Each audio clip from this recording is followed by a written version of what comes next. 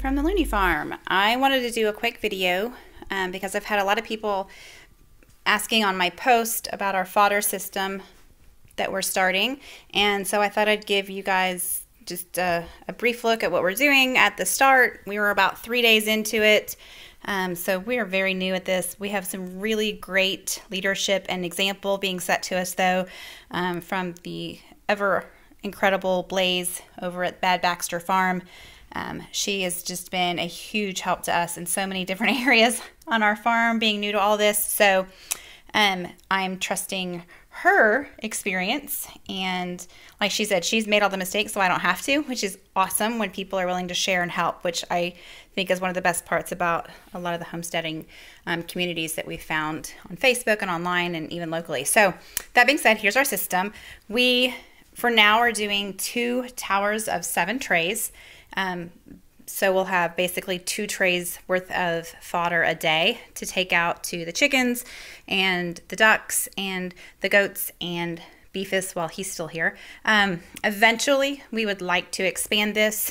We do want to, I think, expand our turkey growth or turkey endeavor this summer to be able to raise more turkeys. And so just the cost savings that this system purports to offer is a huge reason for us to give it a go.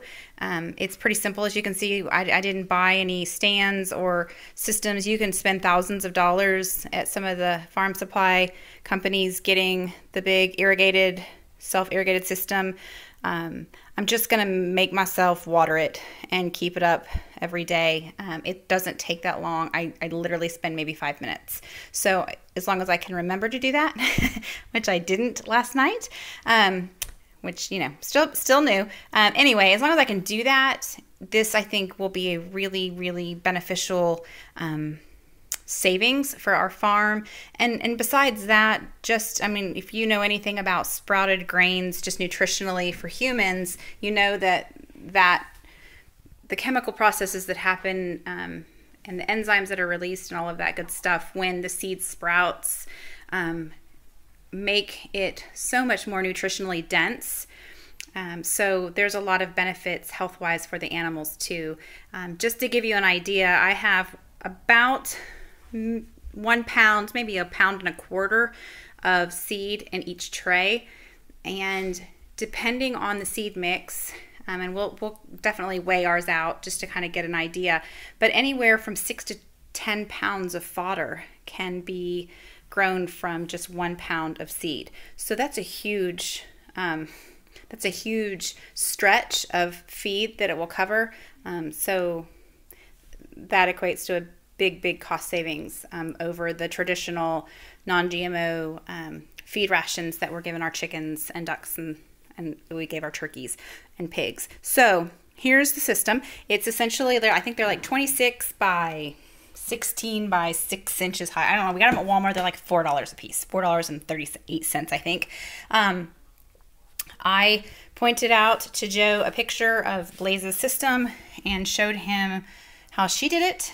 And then he took the drill. He used, I think it was just a little bit larger than 1/4 inch. He didn't have a 1/4 inch bit, but he used a larger bit and drilled holes all across the tops. These have a inset so that they stack, which works to our benefit too, so it has a little bit of a lip. But the reason these holes are bigger is because on the underside of the tubs, the holes are small. I think if I can get it to focus, you can see by my thumb, there's a hole. Those he used a 1/8 inch drill bit for, so the water would just kind of trickle out. You want the water to not stay in the seeds, but you don't want it to rush out so quickly that they don't get a good soaking. But we also want to avoid having the water pool up in the lids and flow over. So by having small holes in the trays, it prevents the small seeds from falling through, allows the water to trickle, but the larger holes, you can see there's still a little bit of pooling this one, but it's not anywhere near. I literally just filled these about an hour ago, so they're still draining slowly, not quite as much, but there's not any standing water in them, so I'm pretty happy at this point. We do have holes in the sides all along both sides of them for air circulation. Mold is an issue, especially in the summertime, so it's harder to do this in the summer, especially in the heat in Oklahoma with the humidity. You can deal with mold. I'm trying to keep that at bay. I used apple cider vinegar and even a couple drops of our Thieves essential oil in the water, because that will both boost the immune systems of the animals, but it also, the Thieves oil and the vinegar will make for an inhospitable environment for mold to grow. So initially we had these 2 drains. They'll eventually be at the bottom, because eventually we'll have 7 deep, and then the drain one will stay at the bottom. And initially we had thought that we would recycle the water. You know, we want to be good stewards, but Blaze recommended not doing that, because the more often you reuse the water, the more likely it is that you can get mold growth, and it can get a little sour smelling, especially with the vinegar and in it. So we will follow her advice. She says it's a great water for your animals, and if you think about it, it does. It's pulling a lot of that stuff, the nutrients and wash off from those seeds. So we will do that and see. I did forget last night to start new jars. Essentially what I'm doing is taking, like I said, sorry about the mess, we're getting ready to redo our kitchen, but I took 2 jars and I put seeds. I rinsed them off first, and then I put the seeds in there, and they will stay there typically overnight. I'll do them in the evening, and the next morning I'll come back, bring them over, put them in the bin above the drain, so that the top bin will always be the oldest tray, and they'll just stack down. As we get to day 7, we should have enough growth that it will form like a mat of greens and the roots from those seeds. So those will be taken out to the animals and pulled apart for them to enjoy. So we are on day 3. I'm a little lopsided. In my effort to do this right and be careful about mold, I freaked out yesterday morning. I came in and my first tray that I had done had fuzz all over the sunflower seeds, and I just knew that I had messed up. So I was worried it was mold, and I dumped it outside, and then Blaze said, no, that's normal when they sprout. So lesson learned. It's fine. We'll catch back up. We don't really need all of this right now. I kind of want to go slow in adding it to the sheep. I don't have sheep. The goats and the steers' food, because I don't want them to have any kind of digestive issues or struggles with getting all that fresh, lush green when they're used to getting just hay right now. But I'll show you. This is day 3. So this is our oldest tray here on top on this side. And I'm started to see some sprouts happening. So I'll see if I can open it up, and you can see, yeah, you can see the little white tails coming out of the seeds. So that's a good thing to see. And I'll try to take pictures and document as we go. Like I said, eventually we want to expand this to the point where we have several of these stands, or these sections of 7 going.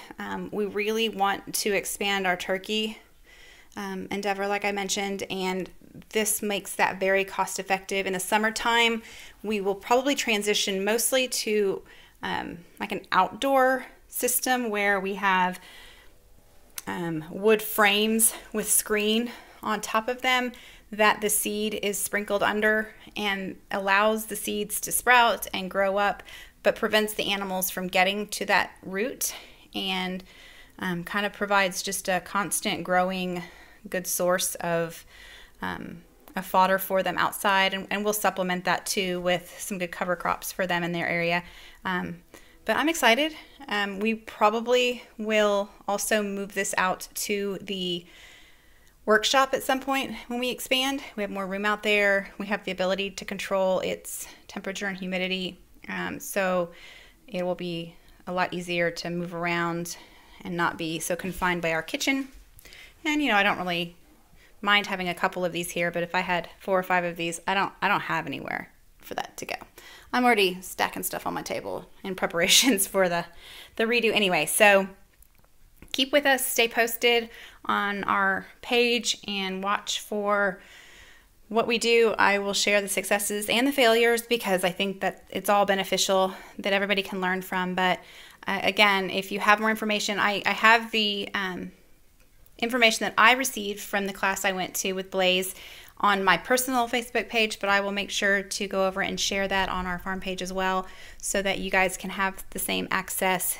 It's a lot of really good information. It's basically a PDF put onto YouTube of the, or I guess a PowerPoint of the different pages that she gave us and went over at the class. But just, it's not hard. It didn't cost us much money to do this. I spent effectively not any more than I would normally spend on feed, and will in a week's time or 2 weeks time, I guess. And this should last me, I've got 50 pounds of seed. So this should last me, at a pound a day, should last me a month and a half. So that's a savings right there. So that initial investment of $70 or $75, whatever it was, is worth it in my book. So anyway, keep on us and keep watching, and I'll keep updating with how things are going. But I'm excited and thankful for being exposed to another way to make something more cost effective and being a better steward for our farm. So you guys have a great day. It's nice and warm here, so I'm going to go outside, I think, and enjoy some time mucking the barn. Bye, guys.